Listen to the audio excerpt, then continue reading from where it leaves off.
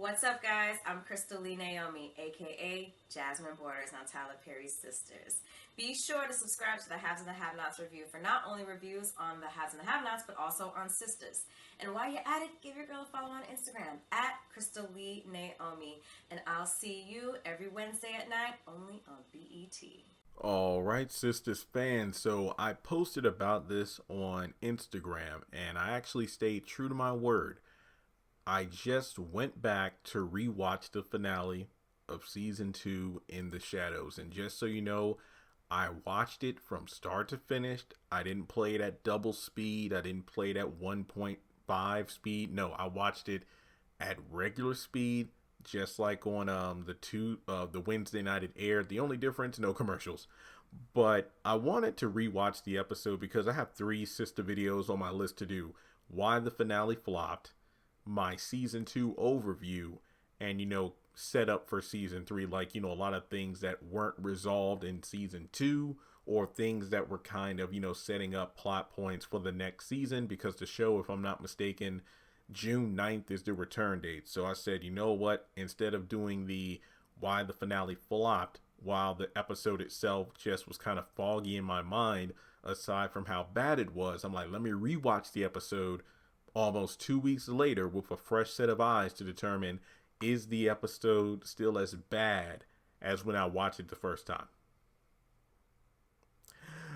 Yes, but I do have a better understanding of some various scenes that occurred on the finale night. Now, I originally gave this episode a -2 out of 10 score. Do I still stand by that score? Part of me kind of wants to bump it up, but only to like a 1 out of 10, because to be honest, I still don't like the episode. I mean, there were some parts I feel like, okay, maybe I was out of pocket, like it wasn't as bad, certain characters, but for the most part, I feel like this episode, the first half is where the meat and potatoes are. When you got like there's a stew on the stove, then you take your spoon, you're okay, you want to get some steak, you want to get some potatoes, but then when you come back for like seconds, like let's say when everybody else has went to get their turn with the pot, you keep fishing around with your spoon, but there's nothing left in there. I feel like the back half of the episode is really when this episode falls apart. Not to say the beginning was any better, but I'd say that if I were to raise the score, I still would only give it maybe no higher than a 2 on the positive side. But even still, I'm not even certain if it deserves more than a 0. Now, I know some people still think I'm too harsh. I've been reading the comments. I've been, engaging in conversation. But I will say this about Sistas. Unlike the Oval, I feel like Sistas does breed conversation, and then the fact that I can have conversations with the opposite gender. I feel like that's obviously something that's really good. It could explain why the Sistas Facebook group, which has passed over 160,000 members as of today, April 11th, it's because the show has more talking points than the Oval, and I dare say even the Haves and the Have-Nots. While the show itself isn't perfect, if Tyler Perry's purpose was to get the lines of communications open between men and women, then the show is a success. I will say that. But here we go. I'm not going to say this is a full-on review like my original review, but this is more of I rewatched the episode. Let's talk about certain areas where I feel like the finale failed, and that's pretty much it. Like, I don't think I'm going to title this video, Sister Season 2 Finale Rewatch. It'll probably just be why the season finale flopped, and I stand by the fact that this episode was a flop. So before getting started, make sure you go ahead and hit the thumbs up button, hit subscribe, hit the bell notification icon, and select all. Follow me on social media, and if you would like to donate to the channel, feel free to do so on PayPal or Cash App. So I'd like to call the first several minutes of the episode the grocery store stare down, because to be completely honest, around the first 10-ish minutes of the show is, well, where stuff actually matters. I mean, you got the grocery store scene, Zach and Fatima driving back from the store. You got a brief Maurice and Calvin moment. You got the car ride home between the ladies. And then after that, the episode is kind of like, eh. So let's talk about a few things right off the bat. I feel like this episode itself felt like a reset for a lot of the characters. I feel like there was a lot of regression. Yeah, R&R, not rest and relaxation. Reset and regression. I just feel like these characters, for the most part, it felt like the little develop, and that's probably one of my biggest problems with season two. I don't feel like there was really any development with any of these women. Like, can you honestly tell me that the care by the end of this episode, by the end of the season two finale, do you feel like any of these characters have grown since the beginning of season two? Because remember, season two literally picked up right where we left off in season one, where Andy had to walk after the FBI had arrested Gary and took all of her stuff. Like, do you really think that any of these characters have grown? I don't. So we're in the grocery store, and this scene, when I really thought, when I really just looked at it and analyzed it, I was like, wow. See, this scene between the women and Zach in the grocery store, this honestly reminded me of the cliffhanger of the episode where Jasmine confronted Gary in the parking garage area, and of course, she ended up being thrown off and landing on that car. If you look at both of these scenes, the man is set up to be the bad guy, the villain, the one who needs to pay, who has to answer everything. But if you, I dare you, remember, season one is on BET Plus. Now, I can't think of the episode off the top of my head, but it's one of the last episodes of season one. But I remember doing a video on that scene, and I'm like, Gary isn't the bad guy. He tried to walk away from the situation multiple times. He tried to de-escalate the situation multiple times. He backhanded Jasmine. That was the only time he put hands on her, but that was only after she had wailed on him with the bat. So in this situation, I feel like the same can be true with Zach. Zach was trying to walk away from this situation the entire time. Fatima wanted to confront this situation because of the fact that she doesn't deal with hearsay or gossip. She wants to know what's going on right now. I will say this overall for the episode, Andy didn't bother me that much because Andy was kind of just there. And that's not necessarily a bad thing. I mean, obviously her storyline is the main one of the show, but you could argue the Fatima Zach storyline kind of bumped up to either the number one or number two slot. But Andy has had a lot of moments throughout the season and recent episodes. So this episode, Andy kind of fell back. She was, wasn't saying that much. She had a couple, moments here and there where she would talk, and she had a brief scene in her place with Gary, and then of course the cliffhanger. But in this situation, Sabrina's friendly, hey Zach, and then of course when he leaves, bye Zach. So I do feel bad because I was a bit mean to Sabrina during the scene, but she was just being herself. People were like, well, you can't be mad at Sabrina, Jeremy. She was just being friendly, like that's her character. So in this particular scene, Sabrina was acting like herself, but oh boy, when we get later on in the episode, she's going to get it. Well, technically she got it, but not for me, Jacoby.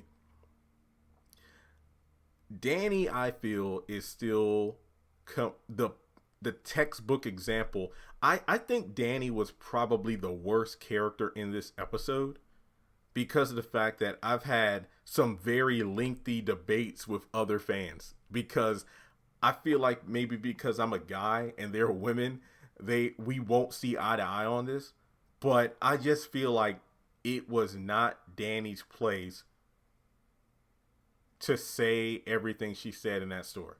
I get it. Karen's your friend.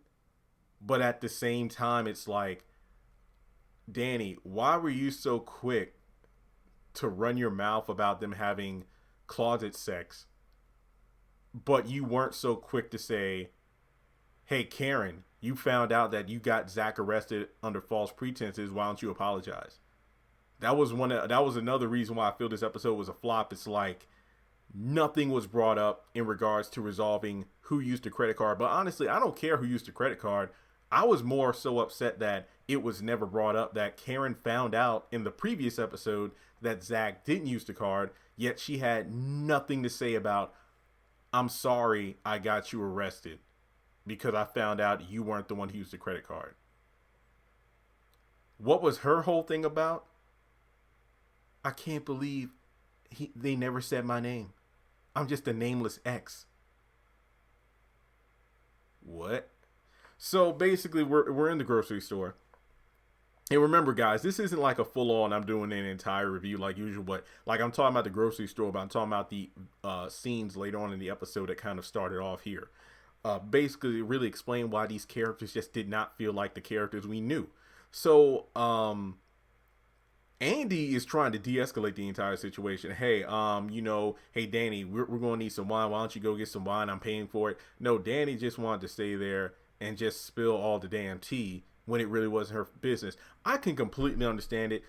These people are your friends. You don't want any secrets between each other to cause any more damage, but I just don't think this was a good episode for Danny. Not in this scene, not when she was in the house with Preston and Zach, not when she was with Preston alone.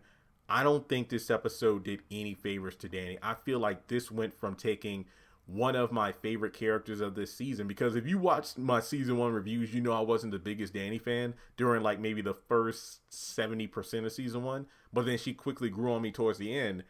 But then in season 2, she really stole the show because of her no nonsense attitude. She knew when to interject into a conversation, and even when she did, speaking the truth, she was quickly hushed up by the other women. Now, some people are like, well, Jeremy, she was drunk.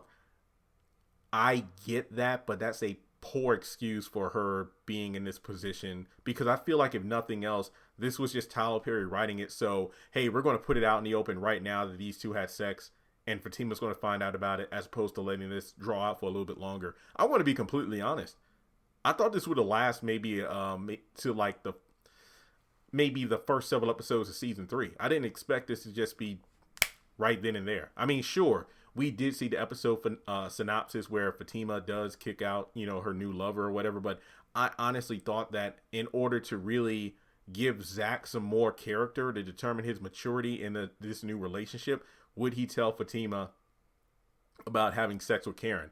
I don't have a problem that Fatima found out. I have a problem with how it was executed, because I still don't think Danny should have been the one to say it. So again, Zach is trying to walk away from the situation, and I actually do like the fact that we see different reactions to this, because I do feel like even though I don't like how the characters are acting, I do like the variety of reactions.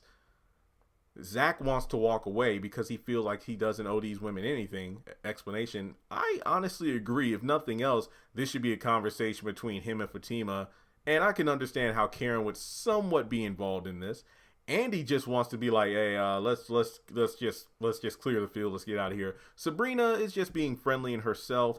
Karen wants answers, and Danny's the one who's just won't shut up.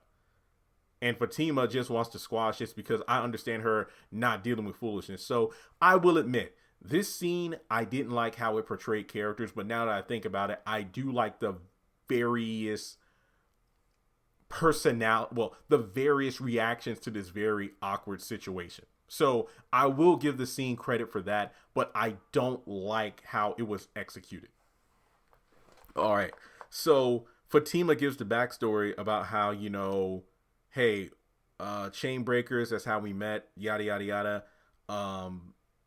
Karen's like, hey, there's no bad blood with you. You didn't know. And then Danny quickly says, you don't mean that. Don't be saying that, Karen. You don't mean that. Here's my issue with this. Karen was trying to be a bit mature, like, you know what, girl, I ain't even mad at you. You didn't know. I didn't know you were dating him either. So then, even though, of course, Karen could have been lying straight to her face, at least at the same time, she made it clear that it wasn't bad blood. Because Fatima, I know some people in the Facebook group were like, why did Fatima back down? Why was she apologizing? I was thinking the same thing. But again, after reevaluating the scene, I understand how she feels like she was caught up in this situation that she didn't know about. See, I'm going to make a quick segue to the Oval, because even though the episode hasn't aired yet, this week's episode, we know that Richard and Frida are going out to that date. And, Nancy's going to pop up. I feel like this situation is completely different because, as Frida said, she knows Richard's married. She knows Richard has, loves his wife. He's the one who's lashing out now. I want to make love to you. Oh, we're not going to make it, in reference to her and him and Nancy. So there's a difference between Frida being a quote unquote victim in that situation, because she knows that the guy who she's been flirting with for years is married. As in this situation, Karen and Fatima know they both have, experiences, one with an ex, one with a new man. They just don't know it's the same guy. There's a major difference there. So I don't think Fatima was really in the wrong here or backing down. She just understood this was an awkward situation. I didn't know who this guy was that you were referring to, and now I'm caught up in a very, very awkward scenario because the guy that I'm seeing turns out he just had sex with you, his ex, a few hours ago. She was just looking for answers. So I can understand that, but at the same time, I do feel like it is kind of effed up how she says, well, hey, I'm friends with these women and whatnot. And I get Zach in a way. I understand Zach because he doesn't know them anything, because I really am standing true on the fact that I feel that the only reason Karen truly feels upset is because Aaron walked away from her. Because remember, after he walked in on Zach and Karen having that sex, he pretty much sat down and was like, look, you still are into Zach. I think we need to give each other some space. I'm going to go. That doesn't mean they're officially broken up, but at the same time, Karen needs to make up her mind. So I feel like if Aaron hadn't walked away, and correct me if I'm wrong, but in the previous episode, didn't she say, I want to give Zach another chance? Like, look, even if like in another month or so, we're back to where we were fighting and everything and broken up, I still want to give him another shot. I feel like the only reason Karen really is affected by this is the fact that she doesn't have her rebound. I feel like her rebound decided to walk off the court and leave her alone. And because the fact that she got, she lost Aaron, so to speak, she can't stand that Zach was with somebody else. I feel like that's the major reason she has a chip on her shoulder. And it's ironic because they're, in the snack aisle. All right. So another thing I didn't like is how Andy did reveal that, look, I didn't know about this, but then Karen decided to give her a cold shoulder. And later on the ride home, even Sabrina's like, Andy, you didn't know? It's like, no, I didn't know that it was Zach. She never said a name. So I didn't like how they were kind of double teaming up on Andy with an attitude because they thought that she knew, but she honestly didn't. And don't get me wrong, these women don't have the best track record of telling the truth, or when I say truth, I mean keeping things from each other. Again, after watching The Flash so much on the CW, watching so much Flash on Netflix, it's always that one character who has a secret or multiple characters who have secrets that cause unnecessary drama. But no, this wasn't the case. So yeah, let me skip the Fatima and Zach car ride. We'll get back to that. Let me just transition from the grocery store to when the women were driving back. So Karen's upset about being a nameless ex, and she even says, like, I can't believe it. Well, she's your assistant. No, hang on. Let me take that back. She's fly as hell. She cool. Basically, it's almost like an elitist kind of situation there where, okay, Karen, Fatima is Andy's assistant. I could be wrong, but I'm pretty sure Fatima makes more than Karen due to the fact that, number one, she got a hell of a promotion thanks to Andy. And remember, Fatima was her ride or die in that situation at the law firm. So I'm pretty sure Fatima is making more than Andy. Not to mention she works with chain breakers, and who knows what kind of other hustle she has outside of her desk job, her day job. Not to mention, Karen, yeah, you had that salon, but Andy was the one who put up a lot of the money to allow you to get the salon. And you owe her a lot of money because it was mentioned in season 1. Yeah, Andy was the one who kind of gave her the startup money to start the salon, and she works really hard in order to pay her back. So you can get off your high horse right there, assistant. Another thing is, the fact that she's like, Aaron and I say Zach all the time. That's only because Aaron is overly understanding. I mean, could you really be with somebody? I mean, you talking about Zach all the time when you're with Aaron just shows that, Aaron is nothing more than the rebound. Because how many times is it when trust me, I've been that guy, unfortunately, when you're with a woman or, honestly, regardless of gender, when you're with somebody, let's say you're new in a relationship, but the only thing they can keep talking about is their ex, it's because they honestly haven't gotten over their ex. Or it's not necessarily love, but let's say their ex put them through a lot of trauma. So unfortunately, instead of being their new partner, girlfriend, boyfriend, or whatever, you're more of a counselor until they feel better enough to move on. And unfortunately, it isn't always with you. It's them getting back with the person who's, broke their heart, or they decide to go with someone else. So I feel like that's honestly what it boils down to, because hell, even Danny rightfully calls her out for that. But at the same time, Danny just kept talking. I mean, I did like when she talked about how, oh, well, Zach, he was happy as I don't know what. He kept talking about it. The fact that, he felt uplifted with her, felt all happy. And honestly, it's like they say, one person's trash and another person's treasure. It's basically because, oh, you know what? You treated Zach like shit because you thought he wasn't shit, but now you see him happy with somebody else and you get mad about it. And again, I'm not fully defending Zach because go back to season 1, he was not a good boyfriend. But at the same time, it's like you're just mad because he's moved on and you haven't. But you could also make the argument about that sex. And I don't like how Danny was like, men ain't shit. I'm like, I hate when these shows do that, or when women say that in general. It's just the fact that she just wouldn't shut up. And from there, Andy's trying to like, okay, let's listen to some music. Let's get back. But then, of course, everybody's like, okay, we got to get Danny the hell out of here first. Then Karen's like, just take me home. And Sabrina's like, okay. It's like, Andy's like, oh, what? Wow, y'all just going to leave me alone like that? Okay. So basically, again, Karen's just upset about the fact that she's a nameless ex. But then Danny rightfully says, well, you know what? You just went from having closet sex to now he was with somebody else a few hours later. So there's that. But yet again, not once was it brought up that, oh, I never apologized for having him arrested. Never said. All right, so we go to, I'm just going to briefly talk about this. The Maurice and Calvin scene, another reset moment because most of this season was Maurice talking about the fans, well, talking for the fans. Calvin, Sabrina, I don't care about hearing about your sappy back and forth. If you want each other, call each other. If not, just move on and let it go. But all of a sudden now he's all, oh, well, you just need to do something different because the route you're going now isn't the right way to get Sabrina's attention. Now, part of me, you could excuse this because maybe Maurice feels extremely guilty and rightfully so because he told Sabrina what he thought he knew based off the noises coming from Calvin's room, but it turns out it wasn't Calvin, which led to their big falling out. So in a way, if he's trying to make amends for that, I can sort of understand him trying to get Sabrina and Calvin together. But at the same time, they really aren't a good fit because this goes back to, I wouldn't even say regression because Sabrina really hasn't changed since the beginning of the season. She's still allowing what other people say to dictate her decisions. And she isn't fully trusting of what Calvin tells her. That's not to say Calvin isn't trustworthy. It's just that Sabrina doesn't give him the benefit of the doubt.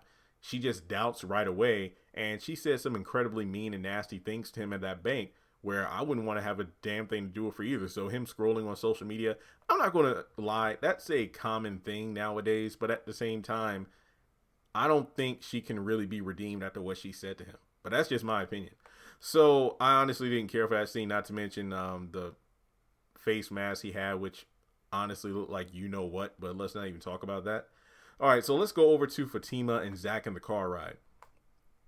And it's the fact that she wishes that he would have told her. Now, here's my first moment of the episode. And again, I rewatched this scene twice, actually. I didn't just rewatch the entire episode just now, but I actually went back to listen to this scene. Yeah, the car ride scenes for both Zach and Fatima, and then the four women, I needed to watch those very carefully because the rest of the episode was pretty straightforward.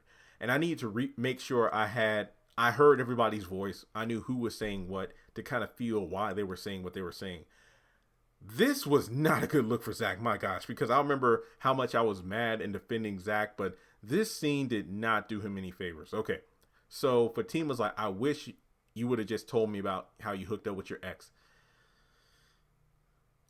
Well, I would have told you if I knew that you two would have met. Meaning that if Zach and Fatima didn't run into the women at the grocery store, then there's a very slim to none chance that he would have ever told Fatima what he did a few hours earlier. I was like, oh, damn. Oh, gosh. But she's like, look, we're not going to do this back and forth because Fatima doesn't want to be combative. I do respect the fact that she isn't one to mince words and she isn't one to let things kind of like marinate, if you will. She wants to settle things. And that's an interesting dynamic because, you know, there are those who would like to be fixer. I mean, that kind of leans into Preston too. There are those who like to, you know, squash things right then and there because it's like, hey, you're upset, let's talk about it. But then it's understandable that some people kind of need, look, I appreciate the fact that you want to talk this out, but I just need a moment to process things before I communicate, because that's a very good thing. I feel like this is an overarching theme in this show there's a bad lack of communication between characters, which is real because it happens in real life. But Zach actually gets a point for me when he says this. Okay, here's the issue. Oh, and actually, let me keep going with Fatima because she talks a little bit more. Look, you can't stay with me, Zach. Well, oh, wow, you invite me to stay 1 minute, now you're going to kick me out. Well, I can't be. It's like, I can't be with somebody if I'm not at the forefront of their mind. And it's like, well, what are you talking about? Me and Karen, we're history. It's like, no, you still feeling her. It's like, well, y'all made some more history a few hours ago. It's like, I'm not into her. Well, you were literally into her. It's like, well, that's, subjective. I ain't gonna lie. That was pretty funny. That's some shit I would say in the heat of the moment because I'm stupid like that. But it's like, look, you got your own money, get your own place. So I do understand Fatima in that moment. But then Zach actually came back, and I do agree with what he said. See, that's the problem. What's the problem? What's the problem? It's that hang on, cause I wrote it down word for word. I just want to make sure I recite it correctly.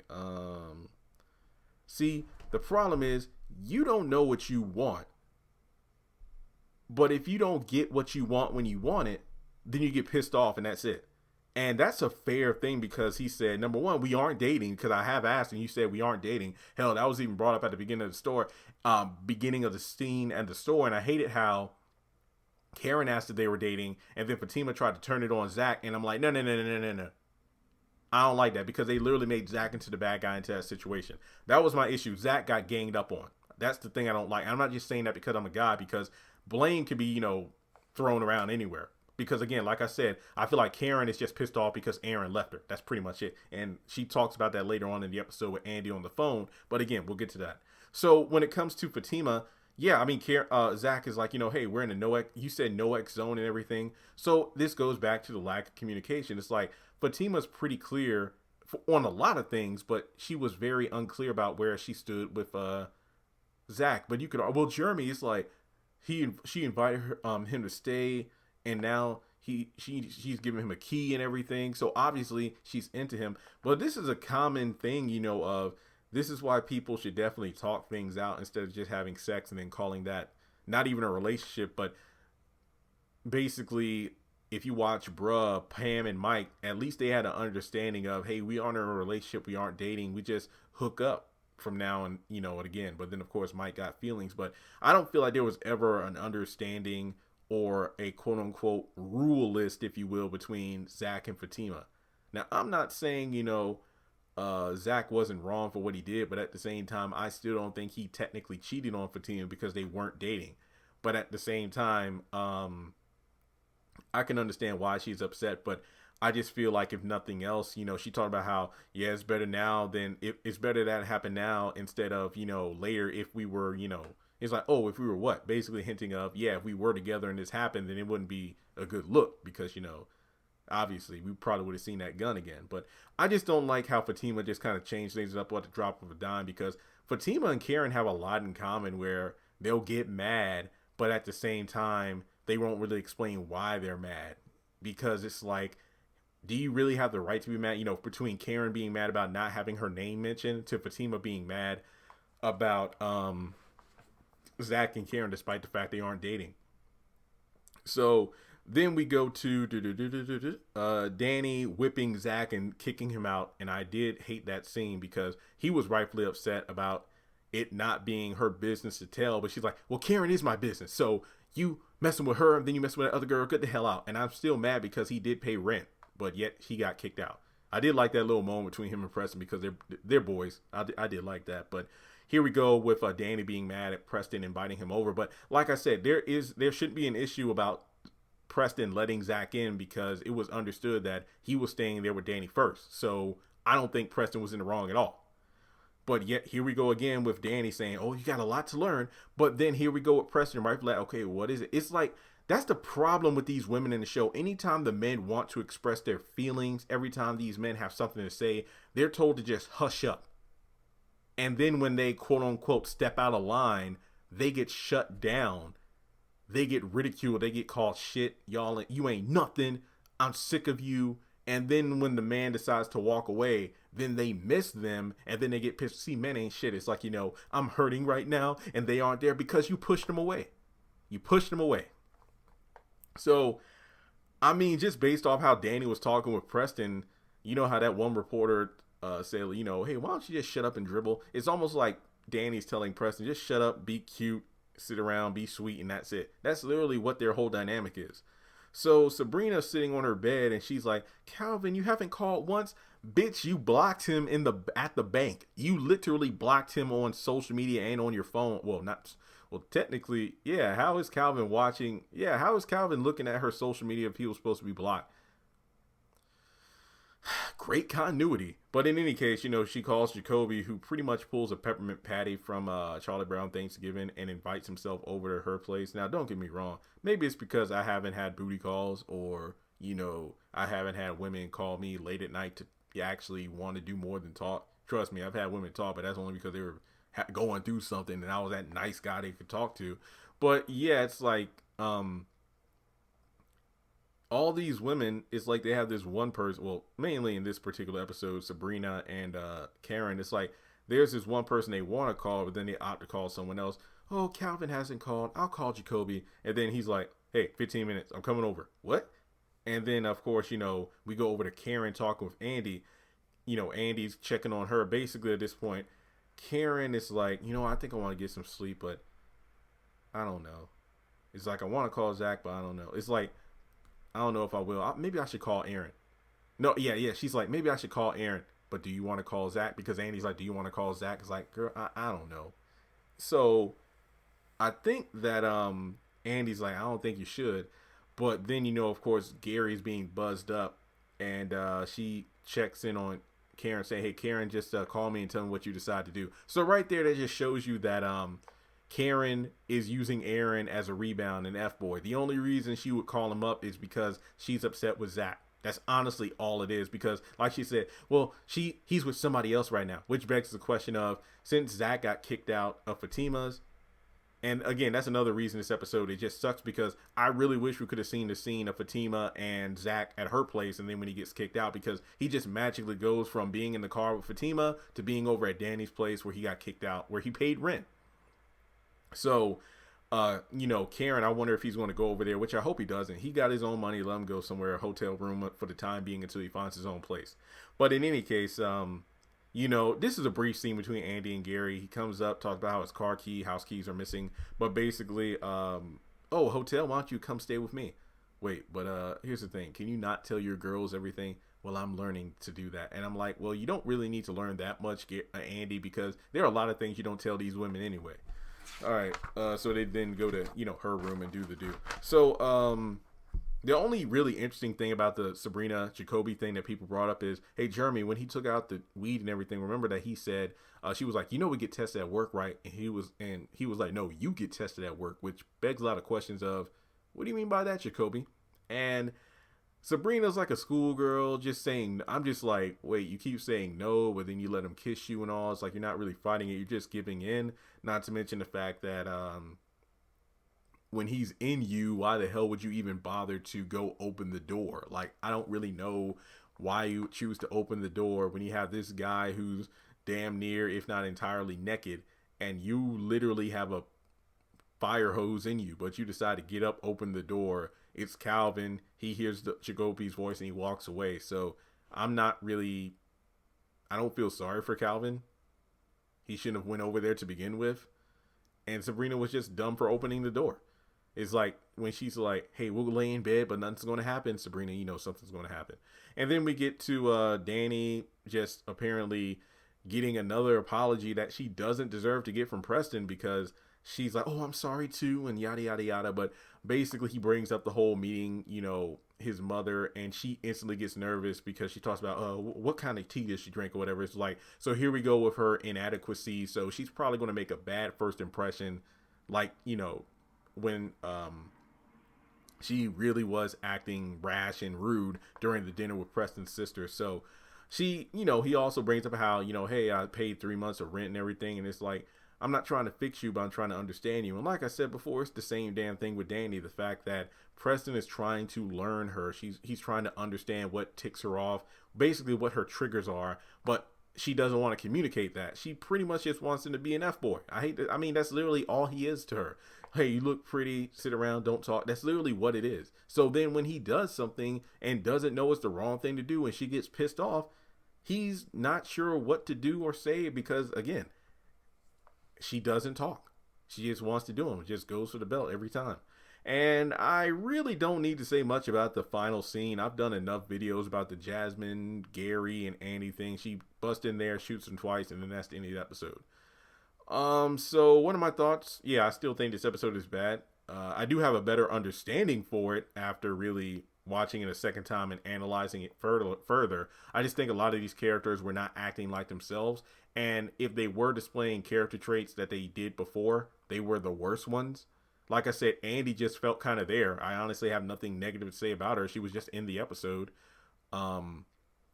Sabrina, she was okay during the first half, but as soon as she saw Calvin didn't call, despite the fact that she blocked him, and then the whole Jacoby thing, that wasn't a good look for her. Jacoby, I just feel like we're really hammering home the fact that, you know, he doesn't take no for an answer. The Maurice and Calvin scene, I feel like was just unnecessary because I just feel like they're dragging out this Sabrina Calvin thing when honestly it should be over and done with. I've already talked enough about the whole Karen thing. I just don't feel sorry for a lot of these women because a lot of the times it's like these people they're upset with, they're supposedly over, they've broken up with, and then they have these other guys on the sidelines just to make them feel better when they're lonely. Fatima, I get where she's coming from being upset, but I do feel like Zach is correct where they don't owe these women anything in regards to the main four hyenas, as he called them. And yeah, so I honestly do feel like this finale was indeed a flop because even though the first season finale was ridiculous, how it ended with the FBI and SWAT and damn near the whole Justice League showing up to arrest Gary, that was out of left field. I will say at least that finale felt like a better watch than this one, in my opinion. So I do think this did a bad job of wrapping up season 2. Hopefully season 3 starts off on a better note. But like I said, I got another video coming out about how season 3 got set up, if you want to call it set up, from this particular finale, which I think was bad. I just feel like Tyler probably didn't know how to carry the story over or come up with new concepts for season 3. So it's like, hey, let's just have these characters acting all rash and whatever. So next season we can pick up with the whole Calvin, Sabrina thing and the Danny and Preston and, you know, who is Karen going to choose, what's Zach going to do, that kind of thing. And when a lot of the times it just feels so dumb because these characters should be smarter than this. So, and then even though the ending was dramatic, you know, with Gary being shot, it just felt a bit shoehorned in. Especially because of the fact that Andy just had such a little Andy had such a reduced presence in the episode to have, even though I'm glad to see my boo back on screen, Jasmine, it was good to see her back, but I just feel like even though the dramatic tense scene, it just, to be honest, it felt out of place with this episode. It just felt completely out of place. But again, just my opinion. Let me know, how do you like it? I mean, if you made it to the end of this video, then you've pretty much sat through almost the entirety of the finale, which was 42 minutes. This video might run about 40 minutes itself. But as I said before, let's talk about it in the comment section below.